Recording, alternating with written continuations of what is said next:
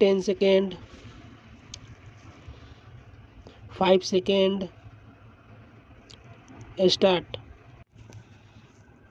Mr. Vice Chairman, sir, in the course of his reply, the Honorable Minister referred to some of the remarks made on 18th while replying to question number 4, and he said that his remarks were misunderstood by some of the members. Sir, I really admired my honorable friend for making a reference to it.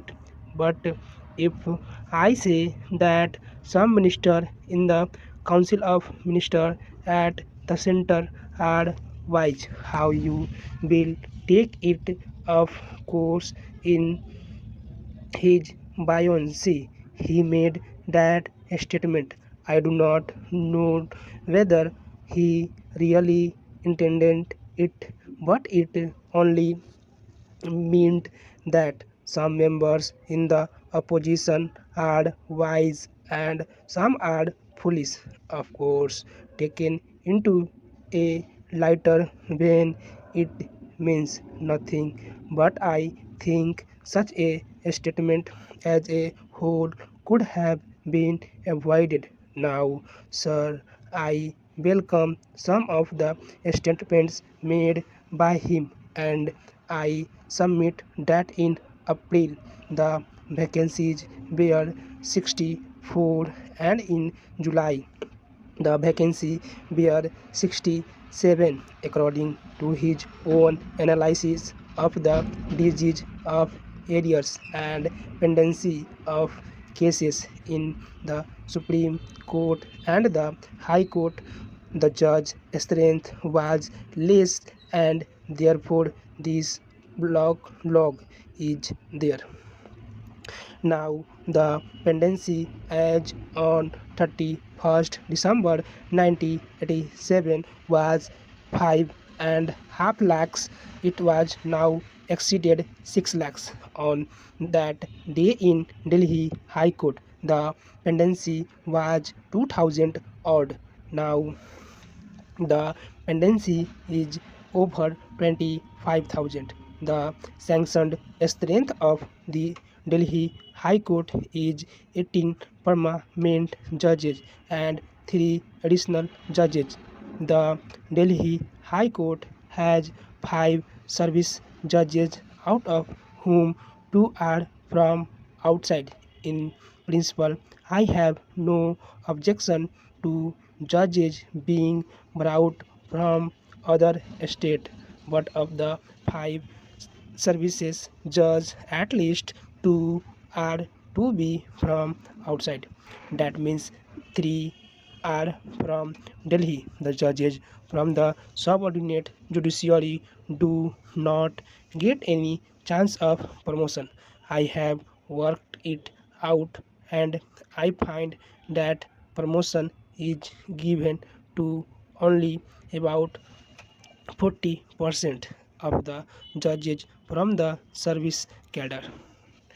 Therefore, they do not have the necessary incentive. I think something has to be done in this regard also, to give proper incentive to the judges from the subordinate judiciary. If among the subordinate judiciary there are efficient and competent people, they should be promoted as a high court judge. Of course, it will boost the moral of these judges.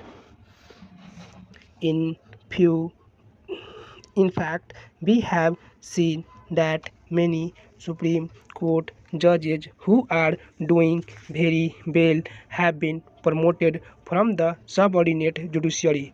I would like to give some example. Judge of the Supreme Court was at one time session judge.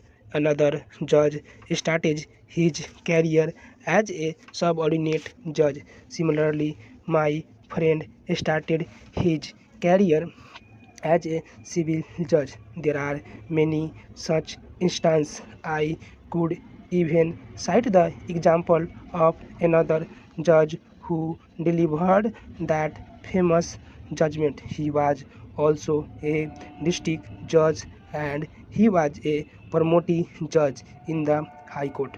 Therefore, my point is sufficient effort should be made to give incentive to subordinate judiciary.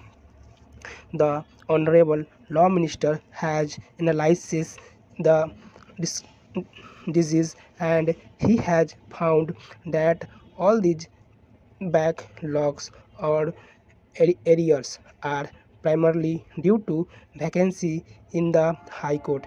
He has also said that the judge strength is not as much as it should be and be by way of an example.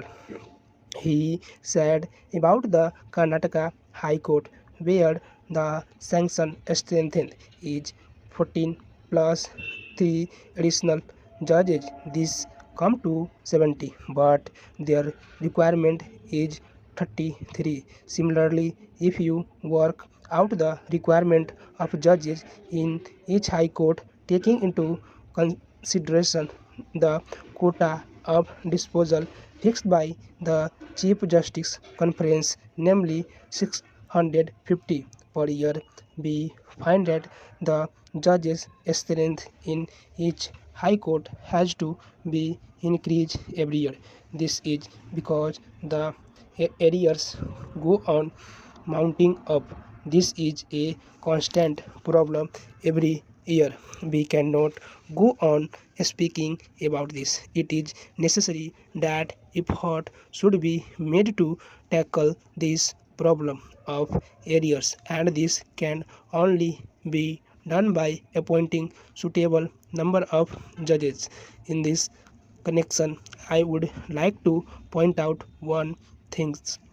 I could not understand one thing which the Honorable Law Minister said in the course of his answer the other day.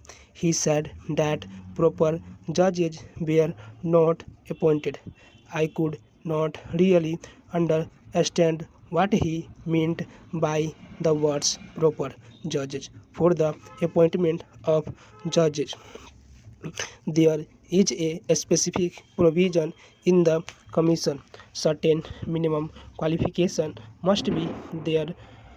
Firstly, a recommendation is made by the state government is consultation with the Chief Justice of the concerned High Court. Then the appointment is made. All this is known to the Honorable Law Minister. The same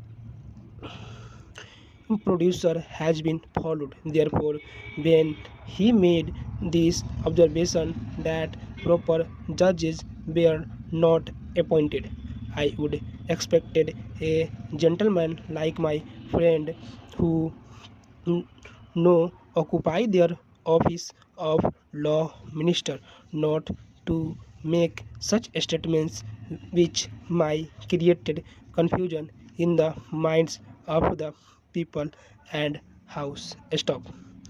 Please subscribe and like.